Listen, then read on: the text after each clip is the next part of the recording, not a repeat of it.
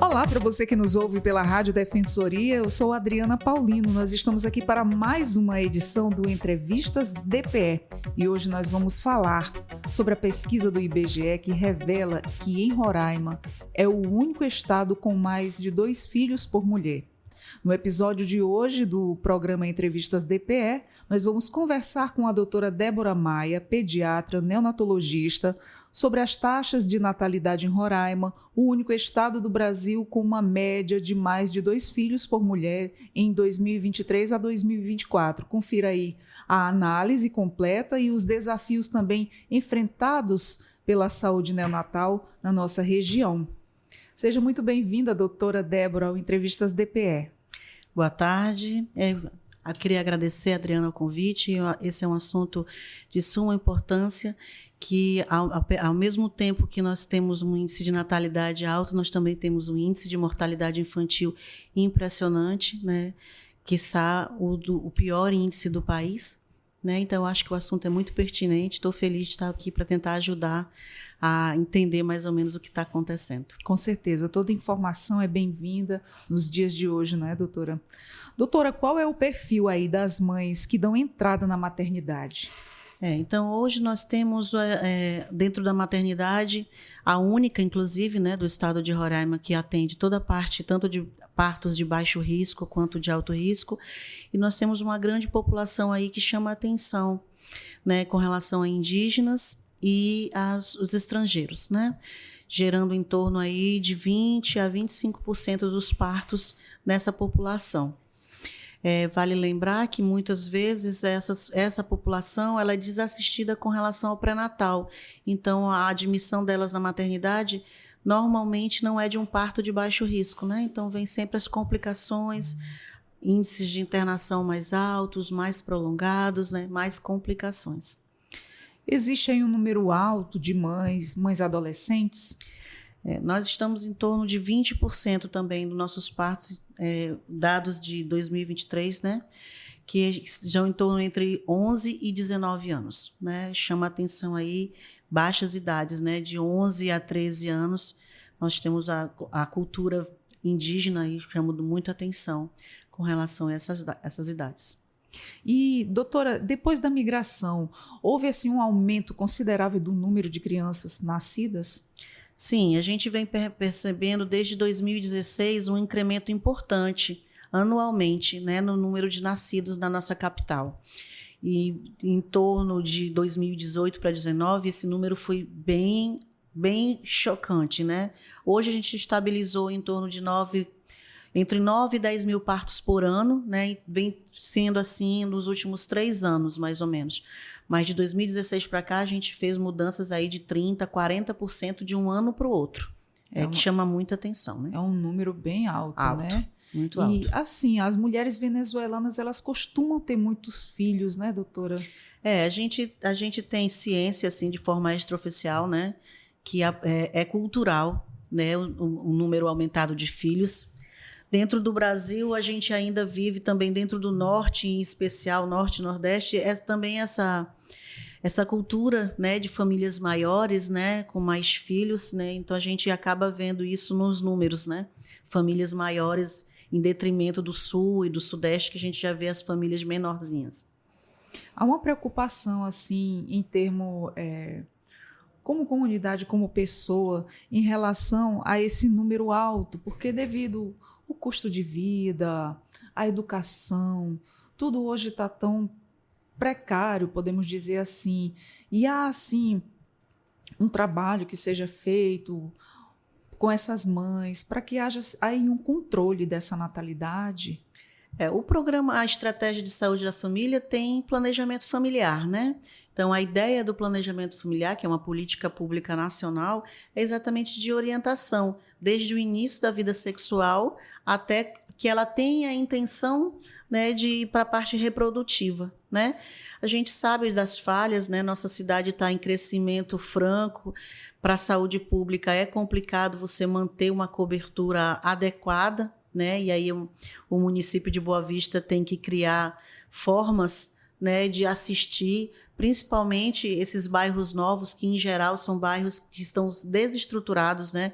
Que não vêm aí com veículo de posto de saúde, não vêm com escola, né? Então a gente sabe que essa população acaba ficando desassistida. Exatamente. E com dificuldade de deslocamento para as regiões onde tem esses sistemas, né? Tanto o serviço de educação quanto de saúde. Exatamente, porque a demanda ela acaba que ficando muito grande para dar conta, porque em termos de atendimento aqui está pequeno, né? Para tanto comportar indígenas, pessoas de Roraima, imigrantes, então é um número muito alto e acaba que fica alguém desassistido. Eu acho que é importante a gente lembrar também que esses partos de pessoas que não fizeram pré-natal adequado, em geral, cursam com complicação. Né? Então, quando a gente fala de complicação, elas são das mais variadas, desde complicações maternas até as complicações neonatais, que aí são nos bebês. E essas complicações dos bebês, elas podem se prolongar para o resto da vida, né? Como em formas de sequela. E para isso, o sistema de saúde também tem que estar preparado para poder ofertar tudo aquilo que aquela criança precisa para que ela possa ter uma qualidade de vida igual ou, quiçá, próxima de uma criança normal. Muito bem, doutora. Qual é o número de nascidos por ano? Nós estamos, no ano passado, nós tivemos 9.800 nascidos na maternidade. Né? Vale ressaltar que nós ainda temos 14 municípios aí que também fazem partos, não são, acho que depois de Boa Vista só Rorainópolis, que deve ter em torno de 2.000 partos, talvez, não mais que isso, por ano, né? Então, a gente deve fechar no estado de Roraima próximo de 12.000 partos. Nossa, por ano. Por ano. Muita criança. Sim. Ao mundo, né? Sim, muito. E assim, de forma que a pessoa trazendo com responsabilidade, com cuidado, é uma coisa, mas agora quando se tem filho, vai colocando o filho no mundo e de repente não tem aquela condição de dar uma vida digna para aquela criança, dá muita pena assim a gente passar nas ruas e ver famílias nas ruas, crianças ali em condições insalubres. É desumano, né? A gente pensa, né, quando fala de criança e quando vê criança na rua, a gente lembra que está sendo cerceado a ela o direito de brincar. Exatamente. Né? O direito de segurança, né, porque quem está na rua não está seguro, né? Direito à alimentação, educação. Então, para a saúde, tudo isso é um conjunto, né? O resultado final, se não acontece, é a doença. Exatamente. Mas a saúde é um conjunto de fatores, né? É social, é educação, é segurança e a prevenção de doenças, né? Então, isso é um combinado. Então, para os entes governamentais, eles precisam estar muito sensíveis com relação a isso, né? A gente precisa lembrar que Boa Vista é considerada a capital da primeira infância, e aí recai a Boa Vista uma responsabilidade muito maior, né? Porque receber esse nome dá toda uma responsabilidade. Exatamente. Né, com relação a isso, e o foco é educação, segurança e social. E essas políticas precisam estar sendo sempre acompanhadas e revisadas, porque cada ano nasce em torno de 10.000 crianças, mas essas crianças, se continuam vivas, se dobram a cada ano, né? E então essa é uma soma, uma progressão aritmética que às vezes a conta é difícil de fechar, mas é possível, né? Contanto que a gente tenha sempre esses dados em mãos e a sensibilidade de oferecer aquilo que a população de fato merece. Porque é um aumento populacional assim muito significativo. Sim. E dá uma certa preocupação no futuro dessas crianças, né? Porque enquanto ditos partos planejados ainda têm suas dificuldades, né? Sim. Imagina, assim, quando se tem gradativamente... as mães ouvem muito na maternidade alguns funcionários brincando. Daqui um ano você está de volta, daqui uns dias você está de volta. A gente consegue reconhecer as mães, sabia? Tem algumas que a gente consegue reconhecer. Aí ela diz, nunca mais. Quando você vê, tá lá a mãezinha de novo. Eu fui uma que falei isso, doutora... A pessoa diz, não esquece a dor de um parto. Não é que esquece, acontece. E aí, mesmo assim, a gente ainda tem as nossas dificuldades mesmo com todo um planejamento, né? A gente tem uma brincadeira que a gente diz que o hormônio da ocitocina, que ajuda a contrair o útero, ele também dá amnésia.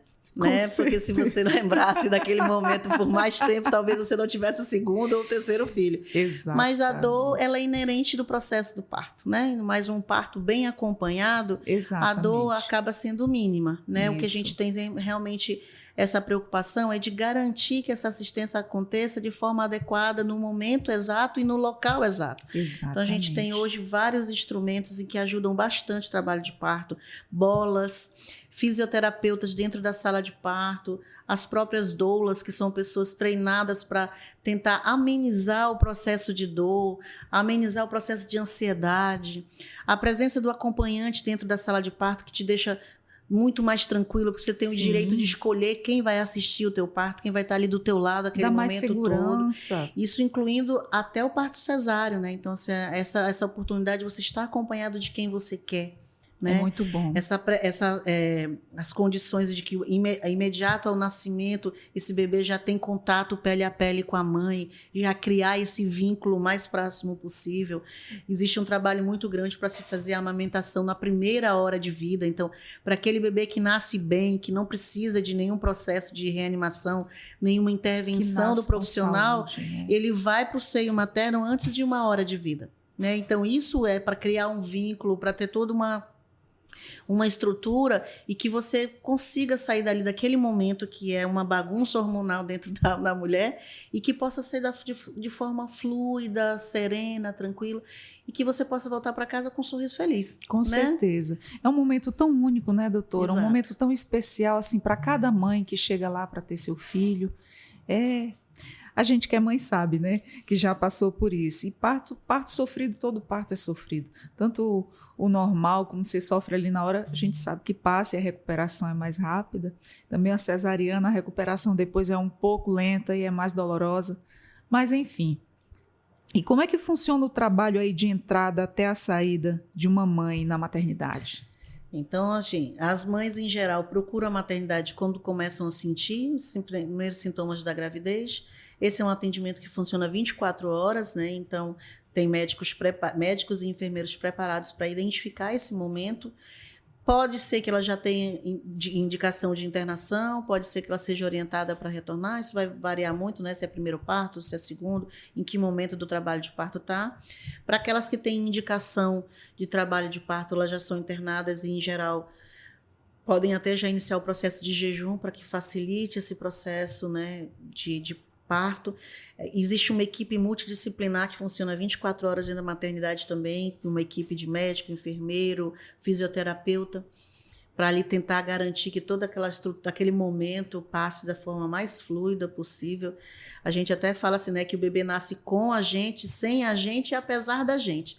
Né? Então, o nosso processo realmente de trabalho é fazer com que esse processo seja um processo mais fisiológico possível, né? Que tenha o mínimo de intervenção e que essa mulher possa, a partir de 24, 48 horas, ir para sua casa e dar seguimento com atenção primária acompanhando.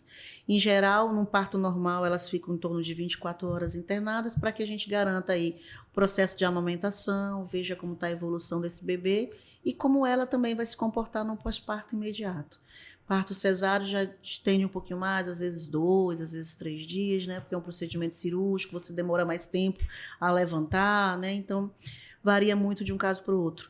Naqueles bebês em que nascem antes do tempo, né? Os prematuros ou os bebês que precisaram de alguma assistência durante o trabalho de parto que não conseguiu resolver dentro da sala de parto, nós temos aí o apoio da UTI neonatal, que tem toda uma estrutura, aliás, é uma das maiores UTIs do país em número de leitos, né? A gente acho que só tem um hospital no país que tem mais partos do que a gente, mais leitos de UTI, que é o Sofia Feldman, em Minas Gerais, que é uma referência de partos normais. A senhora falou para mim que já atuou ou atua na UTI neonatal? Eu trabalhei 15 anos na UTI neonatal e agora eu estou no Centro de Referência de Saúde da Mulher. Aí agora eu estou vendo os bebês pós-internação, né? Que aí é aqueles bebês que precisam de assistência, que são internados na UTI e que saem de alta, eles têm que ser revistos por uma equipe multidisciplinar. E aí o Centro de Referência de Saúde da Mulher entra nesse momento com a equipe de fonoaudiólogo, fisioterapeuta, psicólogo, nutricionista, médicos e enfermeiros, para poder acompanhar esse desenvolvimento dos primeiros 2 anos de vida desses bebês. Claro que é para aquele bebê que conseguiu efetivamente adquirir todas as suas funções cognitivas, né? Ele retorna para a atenção primária e segue o seu acompanhamento. E para aqueles especiais, a partir de 2 anos, a gente tem o sistema do Rei de Cidadania e nós temos também o Hospital da Criança, né? Que também tem um serviço de equipe multidisciplinar. Muito bem. Como é que funciona aí o acompanhamento das gestantes? Nós temos as gestantes aí vistas pela atenção primária, né? Os postos de saúde e as consultas são realizadas por enfermeiro e por médicos, né? Se for considerado uma gravidez de alto risco, ela é encaminhada automaticamente para o centro de referência, né? A gente tem percebido um número muito alto de gravidez de alto risco, né? Principalmente diabetes gestacional. E a gente sabe que a diabetes gestacional ela tem muita repercussão no bebê. Então, é um bebê que sempre chama muita atenção, em geral precisa de algum suporte, né? Então, a gente tem visto dentro do centro de referência um aumento importante dessas gestantes de alto risco. Doutora, a mulher que ela tem ansiedade e ela está grávida, ela também passa pelo o centro de referência? Esse não é um critério de gestação de alto risco, né? Mas aí tem o CAPS, né, que pode dar esse suporte, mas se é associado o porquê dessa ansiedade. Se é associado com algum problema de saúde materna ou algo que foi um achado no ultrassom obstétrico e que seja de repercussão para o bebê, ela entra dentro do circuito do centro de referência e lá nós temos psicólogo para essas grávidas. Precisa entender aí qual é o mecanismo da ansiedade, qual é o motivo da ansiedade, né? Muito bom. E como é que a alta taxa de natalidade em Roraima impacta aí os serviços de saúde, especialmente aí para as mulheres e as crianças? O que a gente tem visto é que a gente precisa, de forma crescente, ofertar tanto postos de saúde para que tenha cobertura da atenção primária aí, né, das grávidas, nas mulheres em idade reprodutiva para que elas possam ter o direito ao planejamento familiar e engravidar de forma adequada e saudável, acompanhar esses bebês na puericultura nos primeiros 2 anos de vida para que também ele tenha um crescimento e um desenvolvimento dentro daquilo que é esperado, né?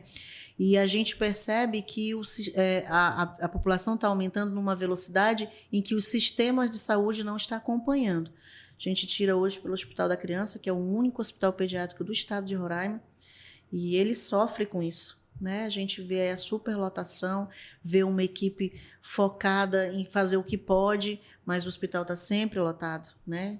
Mostrando para a gente aí que está pequeno. Fica difícil dar conta, né? Fica. Você tem que priorizar, muitas vezes tem que demorar mais tempo para ser atendido, né? Então, hoje o que a gente vê é isso, que a gente está perdendo muito tempo em tratar doenças e está investindo pouco na prevenção de doenças, né? É muito mais barato e resultados mais positivos prevenir. Uma vez que a doença está adquirida e que você precisa do sistema hospitalar, tudo é mais difícil, o risco de morte, o risco de sequela, né, aumentam bastante. Então, a ideia da prevenção, que é realmente a estratégia de saúde da família, é trabalhar com aquela equipe, reconhecer quem mora no seu bairro, chamar atenção para aquela população que precisa de mais apoio e trabalhar mais próximo com educação ou tratamento, se for o caso. É exatamente para evitar isso. Por quê? Porque você nunca vai conseguir ter uma oferta hospitalar de forma adequada para uma população dessa, né? Então, é muito mais interessante investir em prevenção. Com certeza. E falando em planejamento familiar, doutora, com quantos anos a mulher ela pode estar fazendo planejamento familiar e a partir de quantos filhos ela pode estar pedindo esse serviço, né? Porque através do planejamento familiar a gente sabe que ela está ali se planejando com o marido, né?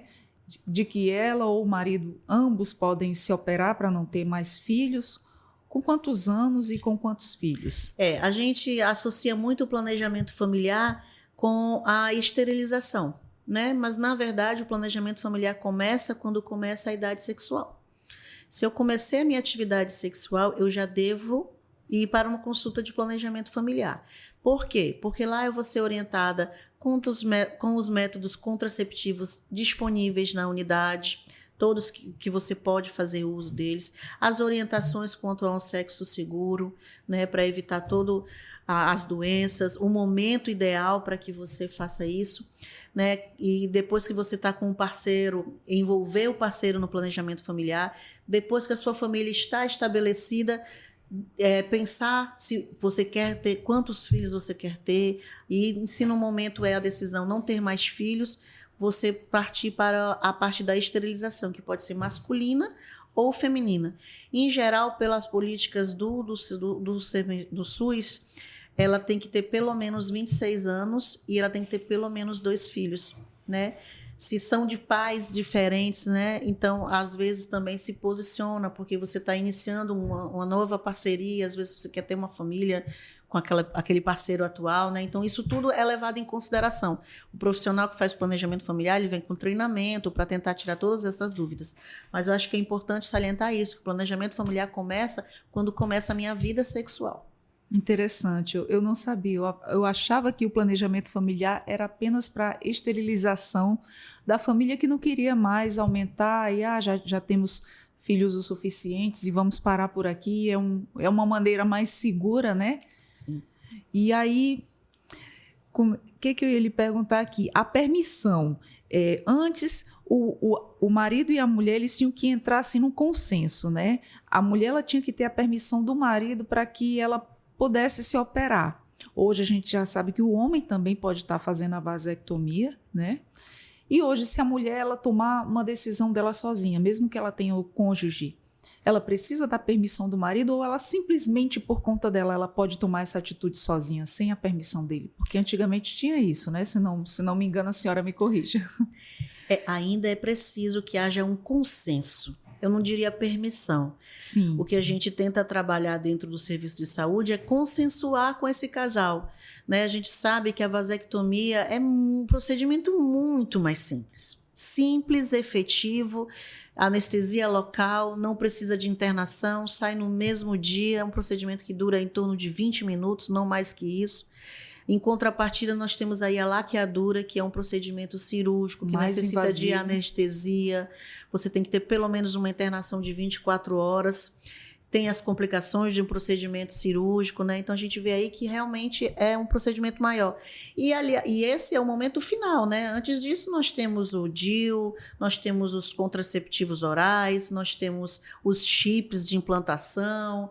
Então, hoje tem assim uma gama de métodos contraceptivos, né? A equipe do planejamento tenta trabalhar com aquilo que foi mais adequado para o casal, né? Então, ouve-se sempre os dois, tenta se entender. Quando não há consenso entre os dois, a gente tenta ali intermediar e tentar achar um conceito, um momento ideal, mas a ata precisa constar a assinatura deles, né? Ainda é um momento que não foi ainda decidido que só a mulher precisa só da assinatura da mulher, né?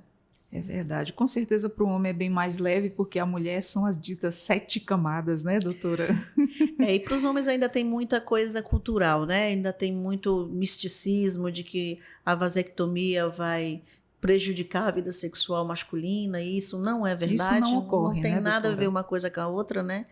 E até para os que fizeram já a vasectomia, a gente vê assim, um grau de satisfação muito grande. Eles até dizem assim, se soubesse, tinha feito antes. E aquela né? conversa da mulherada que fala que quando faz a laqueadura, a mulher fica fria, não?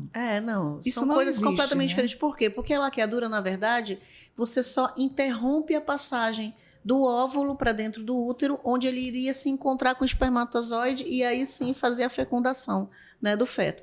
A laqueadura simplesmente ela é como se você fosse uma porta. Você fechou a porta, você está lá com seus ovários normalmente, produzindo normalmente seus óvulos, só que eles não chegam até o útero e não vão se encontrar com nenhum espermatozoide. Isso então, não tira o libido. Nada, não tem nenhuma interferência. Isso é mito, né, doutora? A libido, ela está muito envolvida com a mente, com a nossa cabeça, com a nossa vontade e depois de uma certa idade também com a influência hormonal. Mas, em geral, é a mente. Nós temos aí pessoas com 70 anos que têm vida sexual ativa. Olha só. Né? 70, Vai 80 de pessoa anos. para pessoa, e é né? mente, é espírito. Né? Então, é como você está preparado, com quem você está, como está o seu entorno. Né? Então, tem todo um ciclo aí para Com certeza. acompanhar. E de que maneira aí a migração venezuelana tem influenciado aí as taxas de natalidade em Roraima? A gente percebe que a influência é grande, né? Por quê? Porque como elas, em geral, estão dentro de um grupo de risco de vulnerabilidade, elas permanecem internadas no hospital. Já as brasileiras, por ter um pouco mais de estrutura, elas passam no hospital, né? Então, elas passam em pouco tempo e conseguem ir para casa e dar o segmento delas. Quando se trata dos venezuelanos, tem todo um contexto social que a gente precisa estar envolvido. Muitas vezes o paciente está apto para alta, mas a gente não consegue dar alta por quê? Porque ele precisa de um mínimo de estrutura. E ele vai voltar para onde? Você imagina um pós-parto imediato e você voltar para a rua, num pós-parto imediato. Né? Então, assim, a gente tem um envolvimento social muito grande. E isso traz impacto, porque eu acabo permanecendo mais tempo no hospital com essas puérperas, né, que são as gestantes depois do parto, e os bebês. Né? Então, a gente vê esse impacto e, às vezes, a gente tem a sensação de que aumentou muito o número de partos, mas não é que aumentou o número, é porque elas permanecem mais tempo dentro do hospital. E a permanência são leitos ocupados e menos leito para oferecer para quem está fora precisando, né? Então, e aí a tem superlotação, todo né? E aí isso vai se somando em cascata, né? Se eu não tenho leito, eu também não tenho como internar. Se eu não interno em momento adequado, vai internar na emergência de forma toda errada, com evolução ruim. Então, a gente começa a entrar numa onda que é difícil até da gente terminar essa onda, né? E acaba, às vezes, com tragédias, enfim. Às vezes chega na televisão e a gente vê mãezinhas filmando, né? Olha aqui, estamos na cadeira, no corredor, por conta disso, né?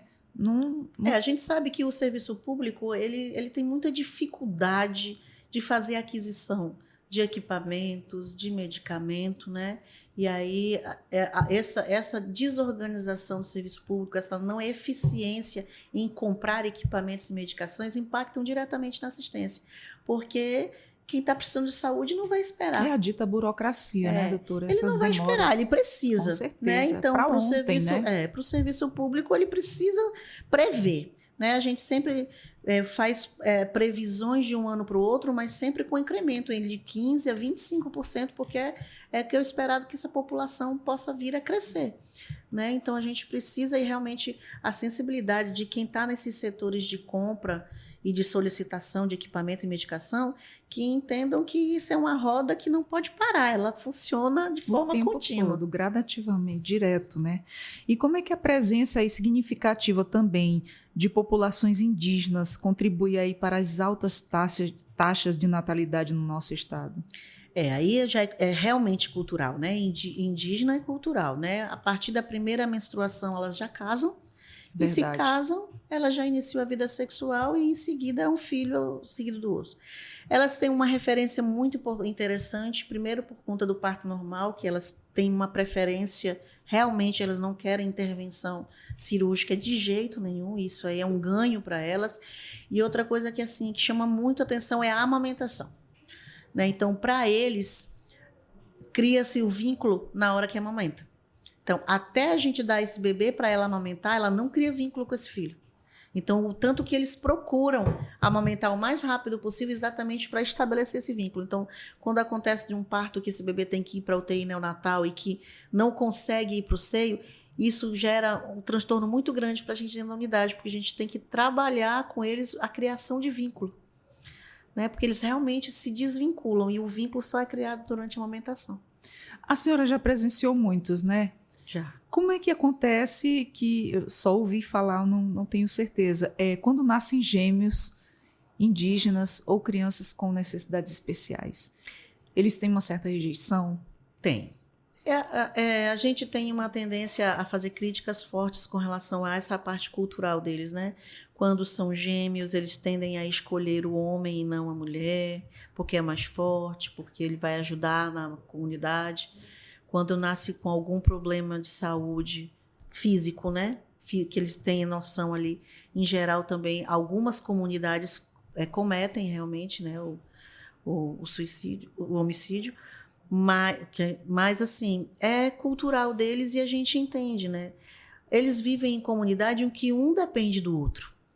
né? Então, quando você traz para dentro da comunidade uma criança que não vai se desenvolver como um adulto maior, que não vai ajudar nessa comunidade na plantação, na caça, no cuidado de outras crianças, ela se torna um fardo e um peso para aquela comunidade, né? Então, eles acabam tentando dizer, vai sofrer do mesmo jeito, né? Então, eles acabam tentando resolver esse sofrimento da melhor forma possível, né?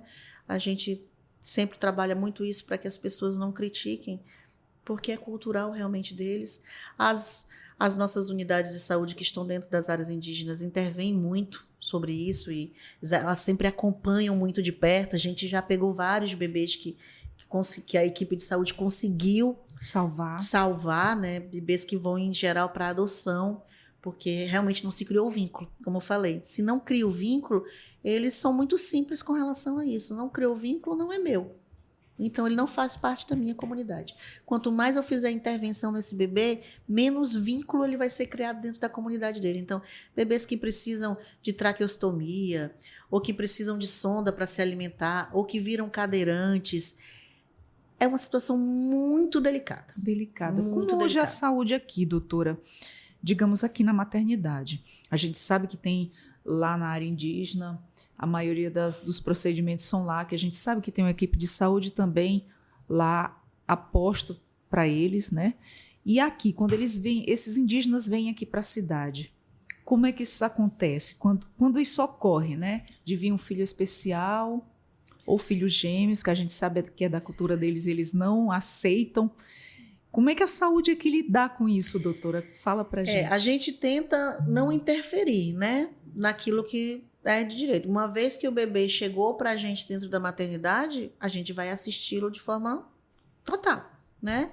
E para eles é um problema. Por quê? Porque eles queriam resolver lá na área. E às vezes eles querem resolver dentro do hospital esse problema. E até mesmo na CASAI, que é a casa de apoio, né, de saúde deles. O que a gente tem visto em alguns momentos, a gente precisa fazer intervenção judicial. A gente precisa destituir a guarda desse bebê para que a gente possa fazer as intervenções.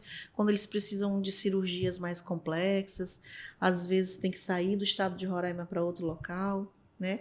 E a gente sempre tenta manter tradutores dentro do hospital para, né, tentar ali dar um apoio e entender o que está acontecendo, adequar o hospital para eles. Por exemplo, o Hospital da Criança tem um bloco todo adaptado para indígenas, né? Desde o banheiro, as redes, a equipe inteira está acostumada, consegue já se comunicar com eles e tudo, né? A comida também, a parte de cozinha, eles preparam comida diferente, tentando priorizar aquilo que eles têm mais próximo daquilo que eles comem em aldeia, com pouco tempero. Então, assim, tem todo esse cuidado, né? Para a gente tentar não causar mais transtorno do que a gente já vê, deles terem que sair do local deles e vir para um lugar completamente diferente. Né? A gente vê o quanto que eles ficam sensíveis, porque muitas vezes é um universo novo, tem muitos deles que nunca vieram para cá. E a gente está falando aqui de Yanomami, Sanomãs e Ecoanas, que são muito mais primitivos, né? A gente vê nitidamente neles o sofrimento e o desespero de estar num lugar completamente diferente daquilo que eles estão habituados, né? E a gente precisa ter essa sensibilidade, precisa entender. E a equipe multidisciplinar está sempre muito envolvida com relação a isso. Exatamente. E como é que o sistema de saúde assim de Roraima está se preparando aí para lidar com esse aumento de nascimentos projetado para os próximos anos? A gente já vê aí próximo da conclusão, né, a reforma da nossa maternidade, uma proposta de ampliação para ela, mas que a gente sabe que uma maternidade só para a capital de Boa Vista não tem condições, né? A gente também vê um movimento, inclusive do Ministério da Saúde, para que a gente qualifique os partos no interior, para que, se a gente der apoio para esses municípios, essas grávidas tenham o direito de estar perto da sua família, porque a gente sabe que o deslocamento, apesar do nosso estado ser pequeno, mas a gente sabe que tem distâncias que são infinitas aqui, né? A gente está falando aqui da população ribeirinha que leva 6 dias de barco para chegar em Boa Vista, o Iramutã, que fica ilhado por muito tempo e só com um avião pequeno pode chegar lá. Então, a gente tem visto um movimento do Ministério junto com o Estado para qualificar esses interiores, para que evitem esses deslocamentos, só para aqueles casos realmente que não houver necessidade, e uma proposta de uma nova maternidade para a zona oeste da cidade, mas assim, efetivamente não tem nada concreto. O que a gente tem de concreto hoje, a nossa maternidade aí já postos de ser entregue aí para a população reformada, né? Que bom, né? Que saia logo, né? Sim, a gente vai tá ser melhor, ansioso. com certeza, né? E o que pode ser feito aí para garantir que as adolescentes, especialmente aí no grupo de 10 a 14 anos, elas tenham acesso a informações e recursos sobre a saúde produtiva? A gente precisa trabalhar muito com educação, né? A gente sabe que se a gente quer educar e quer o resultado, a gente tem que começar na primeira infância, né? A gente tem que trabalhar essa parte educacional desde muito cedo, desde direitos, deveres, o que é previsto, o que não é previsto. Então, a gente sabe que hoje, se a gente não tem educação, ela está vulnerável. Infelizmente, a gente tem hoje um perfil socioeconômico em que os pais saem para trabalhar e os filhos muitas vezes ficam em casa com irmãos mais velhos ou com uma babá, né? Ou às vezes sozinhos, né? Verdade. E acabam aprendendo pela internet. E aí a internet é um mundo sem porteira, como a gente fala, né? Verdade.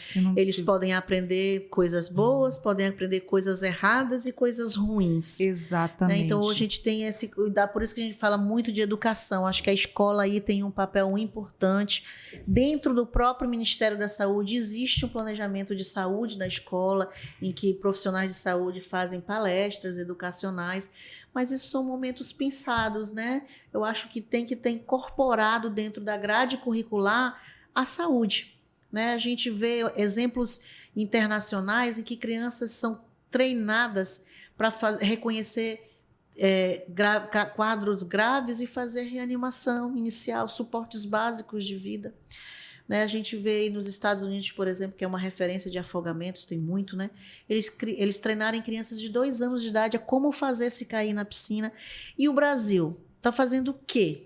Né? Eu acho que a gente precisa já pensar nisso. Avançar acho que mais. A educação precisa incluir dentro da grade curricular essa parte educacional de saúde e de prevenção, porque quando a gente fala para uma criança pequena que fumar mata, ela chega em casa e diz para o pai: papai, se você fumar, você vai morrer.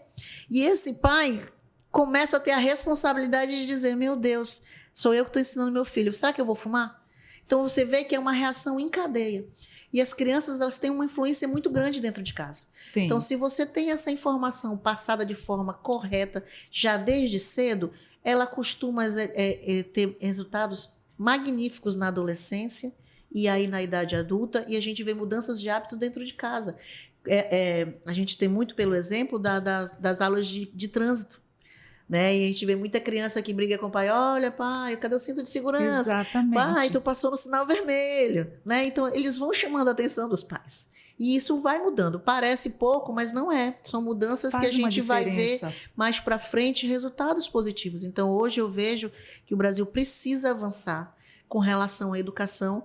E aí eu não estou falando de ensino médio, não, que já está com a mentalidade formada e que já quer decidir o que é a vida adulta. Eu estou falando da primeira infância, daquele que ainda não tem o caráter bem estabelecido, que ainda é como o cérebro é como uma esponja. Exatamente. Tudo que vem ele absorve. Né? Então, esse é o momento da gente fazer com que eles absorvam aquilo que é bom. Né? Eu acho que é preciso ter esse entendimento.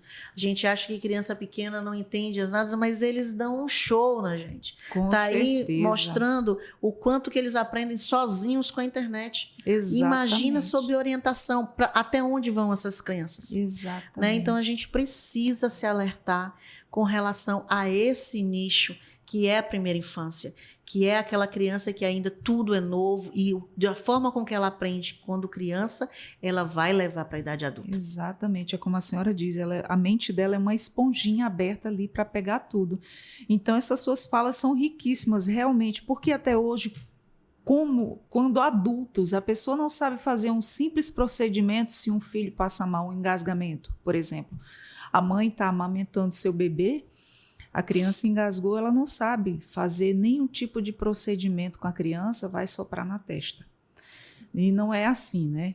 Nem chamar o SAMU. O mínimo a mãe deveria saber para salvar seu filho. Então, esses ensinamentos que poderiam ser dados lá de início, eles iriam futuramente fazer assim, uma grande diferença. Não, a gente vê vários momentos em que você pode incluir educação. Você vê na primeira infância, você vê também na grávida. Por quê? Porque ela precisa também ter ciência de o que pode vir a acontecer. Então, um engasgo de um bebê é comum. Mas o que eu vou fazer? Eu vou me desesperar, vou jogar o bebê para cima, eu vou sair correndo, eu vou soprar na testa, eu vou botar uma linha na testa. Enfim, tem N coisas que as pessoas fazem. Exatamente. Né? E, então, assim, você tem momentos em que a educação ela é crucial para ali. E, assim, para a mãe, ela é muito importante que ela esteja segura. Né? A gente sabe o quanto que a mãe carrega de responsabilidade por aquele bebê. Né? Então, se a gente puder ali armar ela de tudo aquilo que puder ajudar, é ótimo. A gente já vê serviços em que as mães têm consulta com o pediatra antes dos bebês nascerem, exatamente para isso, para que o pediatra possa orientar ela o que é normal, que se espera daquele primeiro mês, do segundo, do terceiro, para que ela venha mais tranquila, principalmente para as mães de primeira viagem. Né? Exatamente. Que é tudo muito novo, é muita coisa, enfim. Tudo é novidade, tô perdida, pega a criança ali, às vezes se ela tem aquela rede de apoio que é a família dela, menos mal, e aquela que não tem, às vezes ela mora no outro estado, tá ali só ela ou o esposo, ou ela sozinha. Exatamente. E é mãe de primeira viagem, pena. Com certeza. A criança dá um soluço, a mãe tá, meu Deus, o que aconteceu? A gente vê muito no atendimento, porque a maternidade tem um atendimento de emergência, né, para até 28 dias de nascido. Então lá funciona 24 horas. E a gente vê N queixas interessantíssimas, né, porque elas realmente vêm no desespero e ela olha para um lado, olha para o outro, quem vai me ajudar? Eu vou para o hospital. Exatamente. Né? Então é lá que a gente vai orientar, vai explicar. E assim, se a gente vê que isso é uma falha, realmente. Dentro do pré-natal precisava ser trabalhado, ela precisava ter noções ali básicas, mas é porque realmente não é uma característica do país, né? A gente vê aí para fora do país, a gente vê essa preocupação de treinar as crianças para reconhecer, quizá que ela não tenha maturidade para agir, mas que ela saiba ligar para o disque emergência, que ela consiga reconhecer os sintomas e chamar essa atenção. Né? Então, acho que a gente precisa já se alertar para isso e pensar como fazer, porque que eles estão muito além da gente. Né? Uma criança de 7 anos hoje não é igual a criança de 7 anos há 15 anos atrás. Essa geração está muito mais Ela evoluída. É muito rápida. Né? Por isso também vem vários problemas. Né? Então, a gente vê muito problema de ansiedade exatamente por isso, porque é tão rápido que o conhecimento chega que ela não está preparada emocionalmente para todas as responsabilidades que o conhecimento traz. Né? Então, a gente vê aí a doença do século, que é a ansiedade e depressão.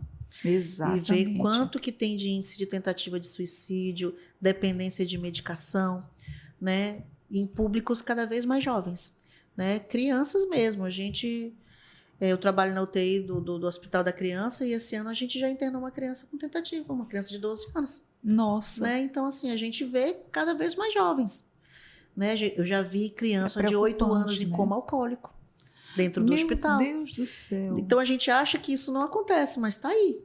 Está aí nas nossas barbas, está acontecendo. E a gente vai fazer o quê?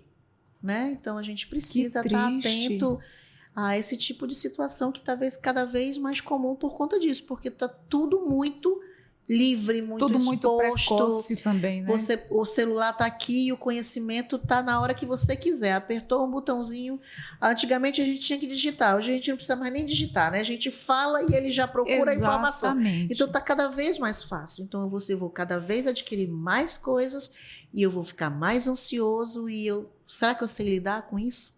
Exatamente. Como é que eu vou lidar com isso, né? Então a gente vê aí os resultados finais que são é uma ferramenta tão... Gravidez na adolescência, Exatamente. Utilização de medicações, tentativa de suicídio, né? Então, a gente vê muita coisa. É verdade. E voltando lá no assunto onde a senhora falou, os hospitais superlotados, né? Aí tem uma mãe, digamos essa mãe de primeira viagem, ela não teve todo aquele aparato. Como é que essa mãe também, embora o profissional esteja ali cheio de boa vontade, como é que o profissional vai ter tempo com tudo sempre tão superlotado?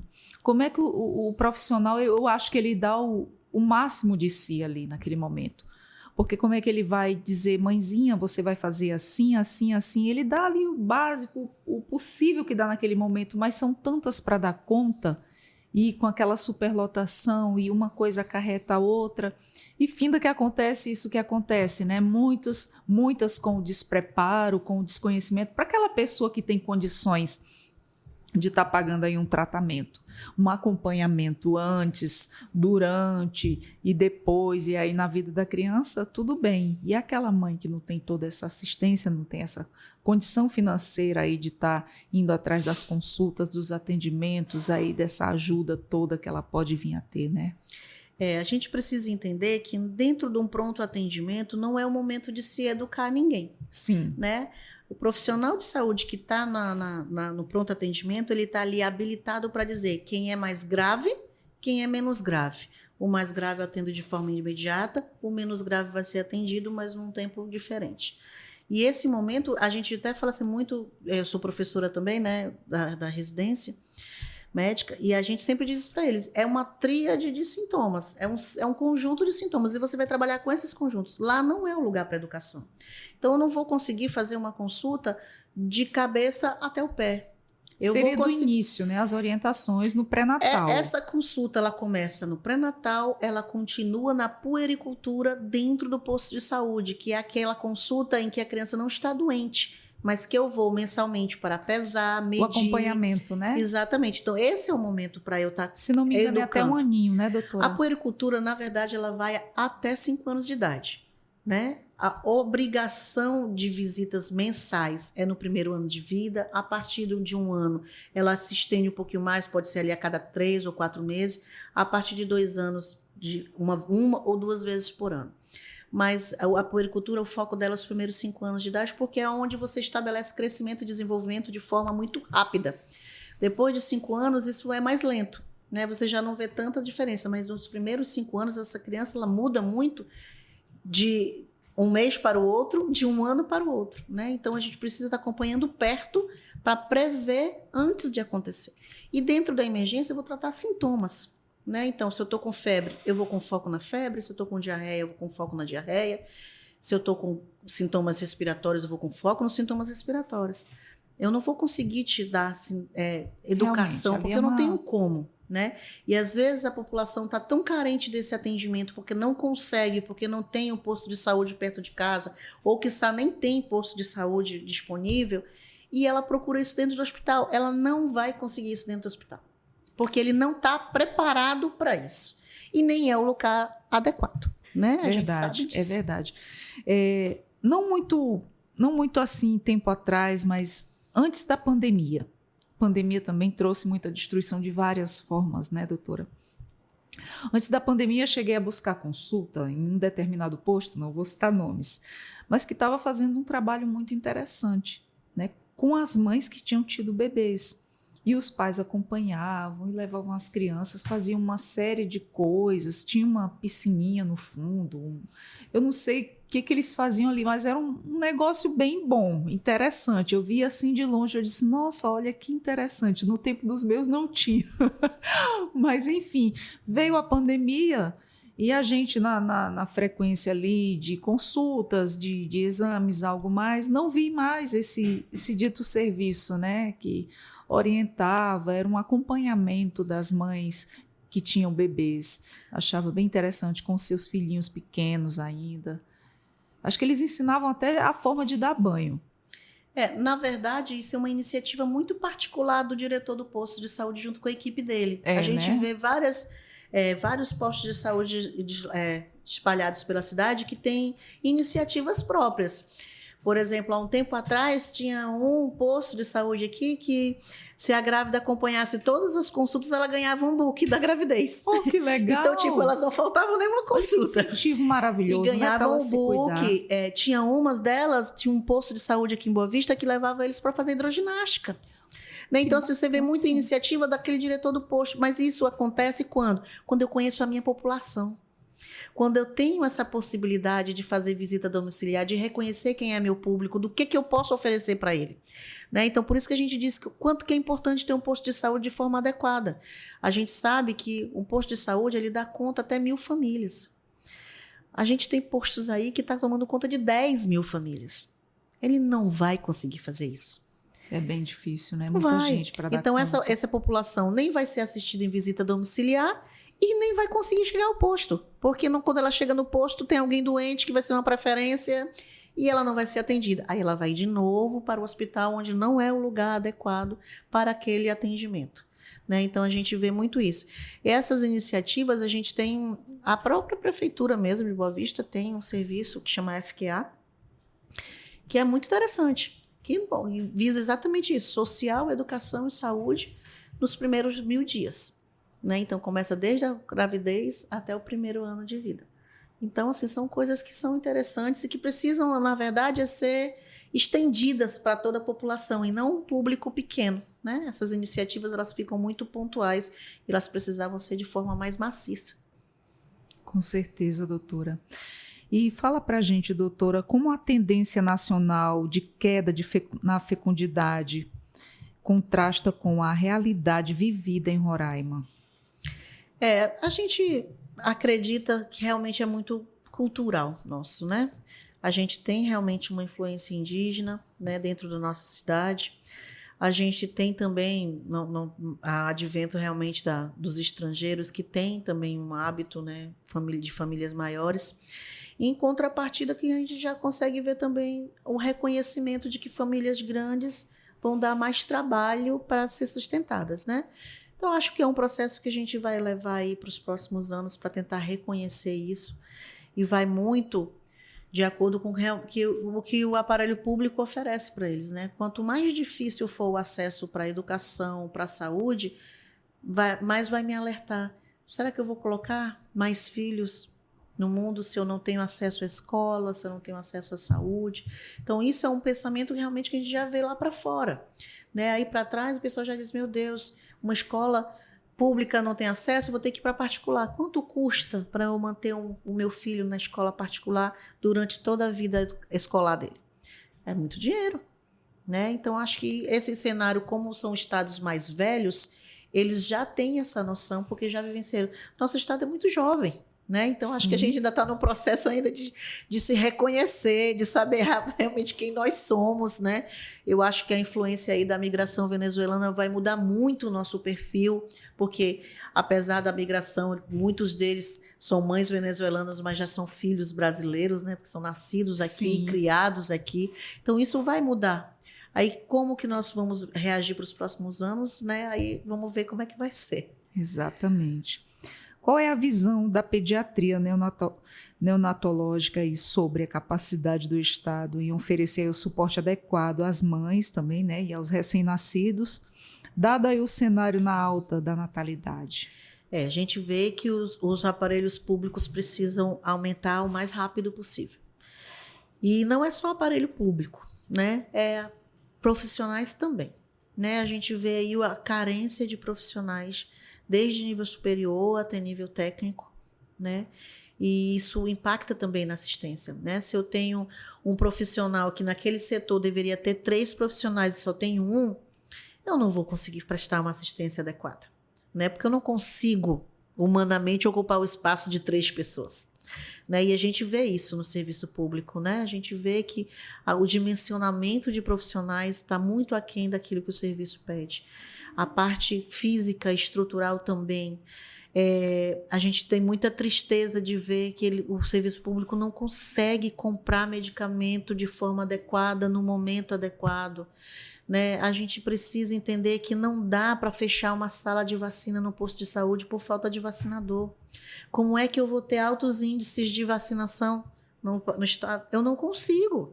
Então, eu preciso determinar prioridades. E aí eu chamo realmente a atenção para Boa Vista, primeiro porque moro aqui, segundo porque é a capital da primeira infância. O que a gente está fazendo para a primeira infância? Será que a gente está oferecendo de forma adequada aquilo que a gente deveria oferecer para a primeira infância? Eu acho que, né, fica a interrogação, a gente está num momento interessante, né, porque está em vias de uma eleição municipal e a gente precisa ter essa ideia. O que a gente vai fazer pela capital da primeira infância? O que a gente está fazendo hoje pela capital da primeira infância? Eu acho é uma responsabilidade muito grande. A gente vê que Boa Vista tem muita coisa boa no serviço público, tem praças com uma estrutura boa, tem escolas que oferecem uma estrutura boa, mas ela consegue oferecer isso para todo mundo? Não. Né? Então, o que a gente vai fazer para oferecer para todo mundo? Porque eu não posso cercear o direito de nenhum cidadão. Né? Exatamente. Há muito o que se pensar, né, doutora? Exato. Como a tendência nacional de queda na fecundidade contrasta aí com a realidade vivida em Roraima? A gente percebe realmente que Boa Vista está muito diferente dos outros lugares, né? Mas, assim, a gente também, quando a gente fala do nosso cenário para fora, as pessoas não reconhecem a gente, né? Somos muito diferentes do restante do nosso país, né? A gente é um estado que é formado por várias naturalidades, né? A gente tem colonização de vários estados com várias culturas diferentes e elas estão se misturando e formando uma única, né? Verdade. Então eu acho que a gente ainda vê assim que formar família ainda é o elo e é o que se pretende, né? Para isso, então não acredito que agora para próximo a gente faça uma mudança e acompanhe o que está vendo aí fora. Mas eu acho que com educação e com saúde a gente pode sim dar um cuidado melhor. E eu não quer dizer que isso diminua a natalidade. Que eu acho que o importante é que a natalidade que aconteça naquele país, naquela cidade, naquele estado, seja recebida de forma adequada. Se é muito, se é pouco... De forma equilibrada também. Exatamente, né? Porque eu acho que o equilíbrio ele vem exatamente com isso. O que eu tenho para oferecer de um lado e do outro, né? Então, eu acho que a gente ainda está num desequilíbrio. E aí, isso é que eu acho que é o nosso impacto maior. Um índice de natalidade alto, com pouca aparelhagem de saúde, educação e social para dar suporte para essa alta natalidade. E aí a gente vê dois polos que o meio precisa fazer alguma coisa para intermediar. Uma coisa agrega a outra para que venha melhorias, né? Qual é a visão da pediatria neonatológica, a capacidade do Estado em oferecer suporte adequado às mães e aos recém-nascidos, dado o cenário aí em alta natalidade? Hoje a gente vê realmente que a intenção é que a atenção primária precise suportar esse atendimento. Acho que o planejamento familiar é uma carência que precisa ser vista o mais rápido possível. Né? A gente não dá para aceitar 20% dos nossos partos serem meninas de 11 a 17 anos. 20% é um índice muito alto. E a gente sabe que uma criança que tem outra criança passa obrigatoriamente a ser adulta sem nenhum preparo. Né? Porque a partir do momento que ela vira mãe e que é dada a responsabilidade para ela, foi cerceado o direito dela de crescer. Exatamente. Imediatamente ela tem que crescer. E aí a gente sabe de todos os problemas que vem associado a isso. E a gente não percebe, a gente não vê essa sensibilidade, o que é que a população, o que é que o ente público está fazendo para mudar esse cenário. A gente não percebe. Né? A gente ouve falar de inauguração de postos de saúde, mas a gente não ouve falar de ampliação de atenção primária. Não me interessa se tem muito posto, mas se continua o posto a 20, 15, 10 quilômetros da minha casa. Não chega. Né? A gente sabe que tem várias populações aqui em Boa Vista que não chega a visita domiciliar. E no interior, mais ainda. Não aí que não chega mesmo. Não dá para dar conta. Então, assim, se a gente não percebe isso, né? Eu trabalho na ponta final, né? Porque eu trabalho dentro da UTI, então realmente é o final mesmo, né? Eu seleciono muito o grupo que entra. Mas a gente vê isso, a gente não vê essa sensibilidade dos entes públicos com relação a prevenir essa gravidez indesejada. Né? Então, acho que cabe aí tentar ver o que a gente pode fazer, criar leis que apoiem, políticas públicas voltadas para essa população. A gente precisa lembrar, Roraima está chamando a atenção do país inteiro por causa dos índices de mortalidade materna e infantil. Nós temos índices altíssimos de mortalidade materna. A gente supera o país inteiro com índices ruins de países africanos muito pobres. Como? Nossa! Né? Então, assim, a gente tem que estar atento a isso. O que a gente está fazendo para diminuir a mortalidade materna? Isso é uma coisa que vem lá do início, né, doutora? Tem que trabalhar isso lá do início, Exatamente. como a senhora então, assim, fala. depois que chega na maternidade, pouco tem se por fazer. Né? Então, assim, tem doenças que já vêm estabelecidas. Eu vou tirar aqui pelo exemplo da diabetes gestacional e a hipertensão da gravidez, que são doenças que começam desde o comecinho da gravidez e que se eu não fizer nada por isso na hora, até o final da gravidez, elas fizeram um remodelamento no corpo inteiro dessa mulher. Desde ela ter complicações renais, complicações de fígado, complicações pulmonares, cardíacas, até o bebê nascer com malformação, com problemas respiratórios, com problemas metabólicos. Então você vê que e a gente fala de diabetes e hipertensão. Facílimo diagnóstico. Né? Sabe, a gente não está falando aqui que precisa de um exame caríssimo para identificar. A gente está falando que precisa de uma gota de sangue para fazer uma análise laboratorial. A gente está falando aqui de uma medição de pressão. Nossa. Baratíssimos e eficientes. E o que eu estou fazendo? Que elas ainda estão chegando dentro do hospital descompensadas. E depois que chegam dentro do hospital, o que é que eu ainda posso fazer por elas? Muitas vezes nada. Nossa. Porque ela já chega no estado que a gente vai tentar assistir, mas não consegue mais correr atrás do prejuízo que já vem acontecendo há meses. É muito sério, né? Sério. A gente não tem assim noção da proporção do que acontece lá. A não ser quem está lá de linha de frente, né? Exatamente. Nossa, eu fiquei assim abismada agora. Eu não sabia. Sabia que acontecia inúmeros problemas, como a gente, mas que não com tão grande proporção como essa, né?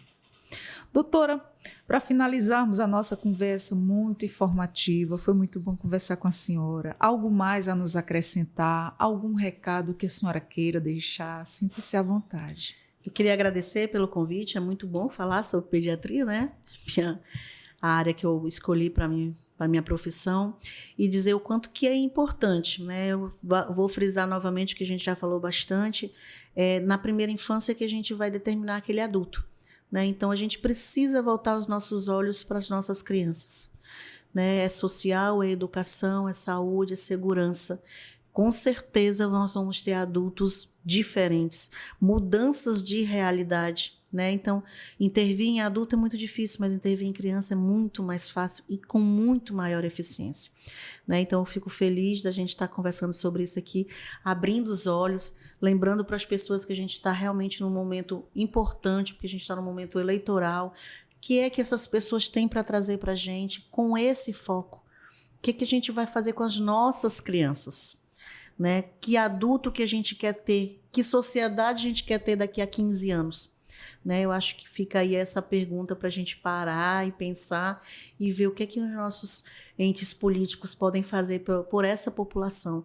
E lembrando ainda realmente que nós temos os piores índices de mortalidade do país com relação à mortalidade materna e infantil. Então, não estou falando aqui de qualquer coisa, estou falando de uma coisa muito séria. Né? A gente precisa correr atrás desse prejuízo se a gente quiser mudar o nosso cenário para os próximos anos. E a saúde, como sempre, se virando da maneira que pode, né, doutora? E lembrando que a saúde é o momento final, né? Então, muitas vezes a gente já não tem mais o que fazer. A gente perdeu o momento de intervenção, né? Então, a gente tem um momento da social, a gente tem um momento da segurança, tem um momento da educação, tem um momento da saúde preventiva, mas quando chega na saúde curativa, e na reabilitação, às vezes, a gente não tem mais tempo. Né? Então, vamos tentar evitar chegar na saúde curativa e na reabilitação, porque elas realmente são as mais difíceis de serem concluídas com sucesso. Poxa, verdade. Bom, nós conversamos aqui com a doutora Débora Maia, pediatra e neonatologista, né? Maravilhoso conversar com a senhora. Nossos agradecimentos por essa conversa, por ter aceito o nosso convite, ter dado para a gente aqui tanto esclarecimento, viu, doutora? Muito obrigada mesmo. Entrevistas DPE estará sempre de portas abertas, sempre que a senhora quiser voltar. E nós falamos aqui nesse episódio do Entrevistas DPE, nós conversamos com a doutora Débora Maia, pediatra, neonatologista, sobre as taxas de natalidade em Roraima, o único estado do Brasil com uma média de mais de 2 filhos por mulher em 2023 e 2024. Você pode conferir todos os nossos conteúdos pelo Spotify, Deezer, acessar a gente nas nossas redes sociais, Rádio Defensoria, Entrevistas DPE. E eu sou a Adriana Paulino, nós vamos ficando por aqui e até a próxima. Tchau, tchau.